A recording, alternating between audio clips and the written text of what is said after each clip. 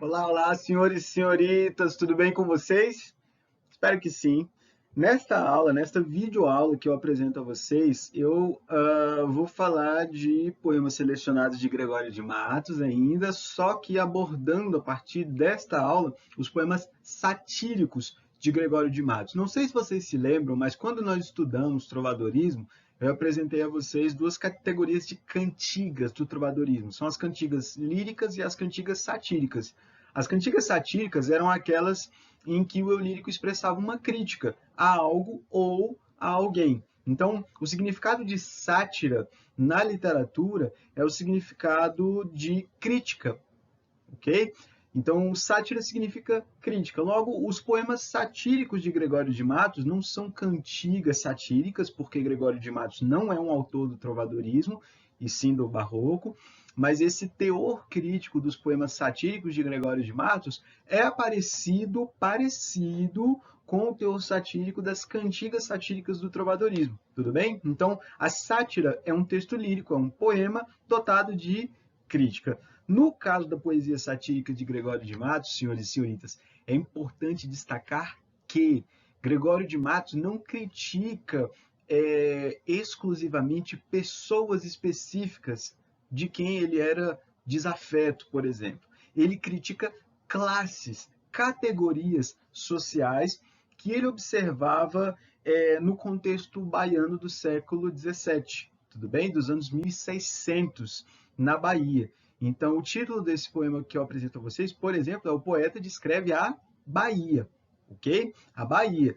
A Bahia foi o lugar onde Gregório de Matos nasceu, foi o lugar onde Gregório de Matos passou boa parte da sua vida. Então, neste texto, o que ele faz? Ele faz uma espécie de análise crítica de vários setores, de várias classes sociais, socioeconômicas, do contexto baiano daquela época, tudo bem? Percebam que o que ele vai criticar no século XVII é algo mais ou menos parecido com o que nós criticamos ainda hoje no contexto social e econômico brasileiro, ok?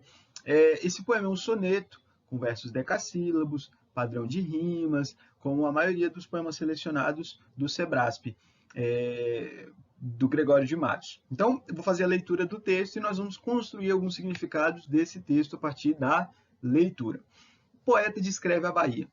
A cada canto, um grande conselheiro que nos quer governar cabana e vinha.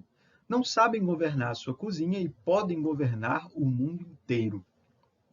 Em cada porta, um bem frequente olheiro que a vida do vizinho e da vizinha pesquisa, escuta, espreita e esquadrinha, para o levar à praça e ao terreiro.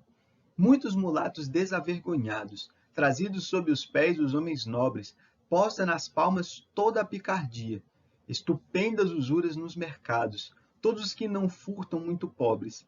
E eis aqui a cidade da Bahia. Percebam que o eu lírico deste poema, pessoal, fala da cidade da Bahia, porque não havia ainda naquela época noção de Estado, de unidade da federação. Isso só foi acontecer muito tempo depois. Então, por isso é que ele se refere à Bahia como sendo uma cidade, mas hoje nós sabemos que a Bahia é mais do que uma cidade, né? É um estado repleto de várias cidades, de vários municípios, tudo bem? Mas qual é a crítica que esse eu lírico constrói à sociedade baiana de sua época?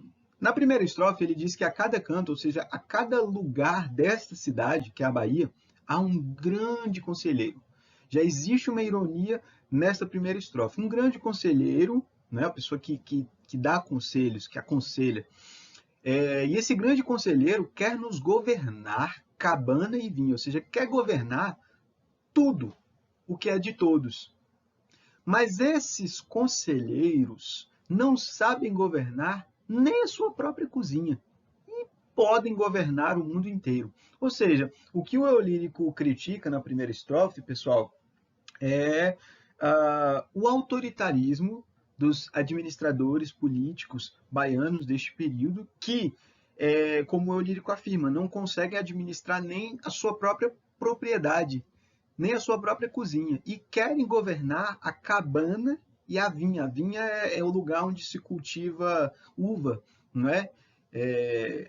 uma linguagem metafórica para falar daquilo que uma pessoa cultiva na sua pequena porção de terra. Então, esse grande conselheiro, ou esses grandes conselheiros, no plural, não conseguem nem administrar o que é deles, governar o que é deles, e acham que podem governar o que é de todos.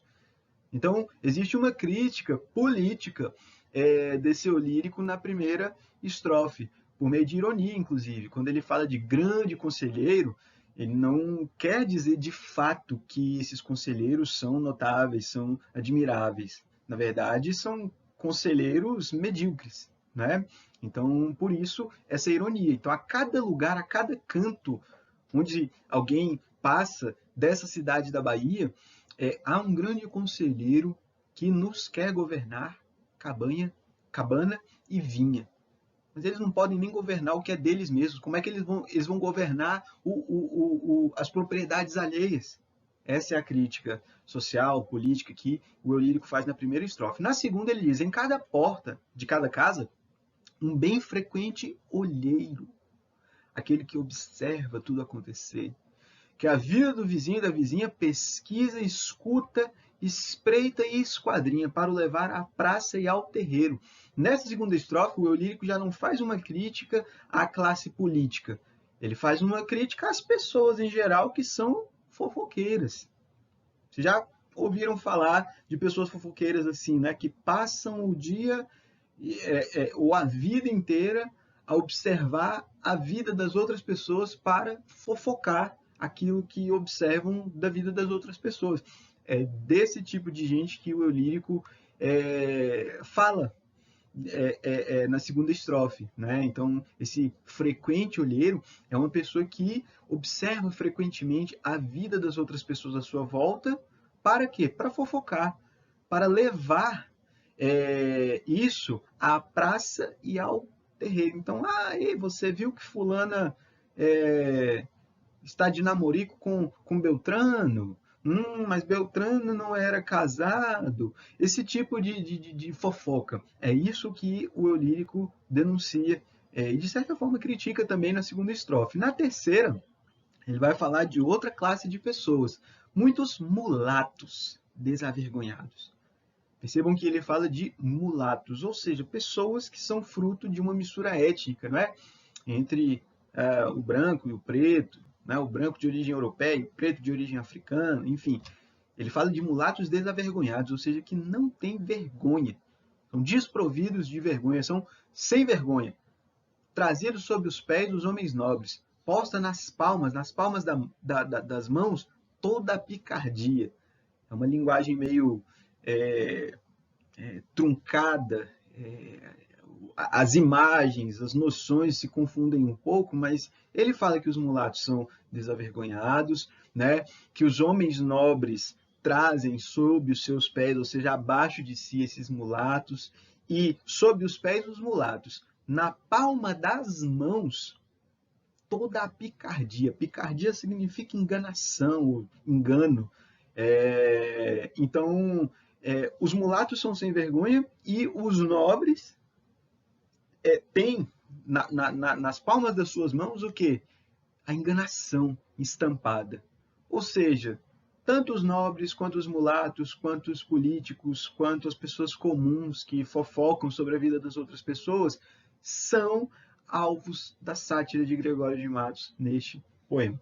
E a última estrofe termina com estupendas usuras nos mercados, todos os que não furtam, muito pobres. E eis aqui a cidade da Bahia. Pessoal, usura significa juro, tudo bem? Juro.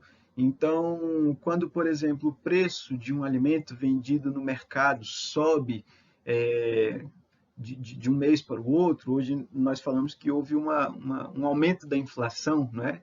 Grosso modo. À época, o que Gregório de Matos denunciava era não o aumento da inflação, mas os juros exagerados nos mercados, ou seja, o lucro absurdo que os vendedores de certos produtos extraíam daquilo que eles mesmos vendiam. Ele diz isso é algo estupendo, isso é algo grandioso, estupendas usuras, estupendos lucros nos mercados. E ele vai chamar isso implicitamente de furto, de roubo, porque suponhamos que eu esteja vendendo um produto, como por exemplo, um pacote de arroz, e que aquele produto tenha me custado R$ 5, e que eu queira tirar um lucro a partir daquele produto, e eu vendo o pacote de arroz a R$ 10, por exemplo, estaria ganhando R$ 5 de lucro. Quando ele fala de estupenda usura, ele está falando de um lucro muito maior do que esse que eu acabei de apresentar, provavelmente. Então, em vez de o pacote ser vendido a R$ 10, eu venderia a R$ 50, por exemplo. Isso seria uma usura, um lucro estupendo, absurdo, né? E a partir, então, desse tipo de lucro absurdo que as pessoas ricas, à época, eram ricas. Será que hoje ainda é assim? Pergunto a vocês. O que o Olírico vai dizer será o seguinte: todos os que não furtam, ou seja, todos aqueles que não são criminosos, que não furtam, né? que não que não qual é a palavra que eu poderia usar? Que não roubam o que é alheio de modo enganoso, de modo sutil, são pobres. Ou seja, quem é pobre é honesto. E quem é rico por quê? Porque furta do outro. E é possível associar esse furto a essa noção de estupenda usura, de lucro absurdo, que é um tipo de furto, na visão desse Olírico, né? E ele vai terminar o texto, então, dizendo: e eis aqui a cidade da Bahia. Ou seja, é um panorama social, econômico, cultural daquilo que o Olírico chama de a cidade da Bahia. Tudo bem? Então percebam que nenhuma classe socioeconômica é poupada da crítica de Gregório de Matos neste texto. Ele não se refere a alguém especificamente, ele não cita nomes neste texto, mas é uma crítica ferrenha à sociedade baiana do século XVII. Por esse tipo de crítica, inclusive, é que ele ficou reconhecido como o poeta boca do inferno, né? Aquele que profere palavras maledicentes, né?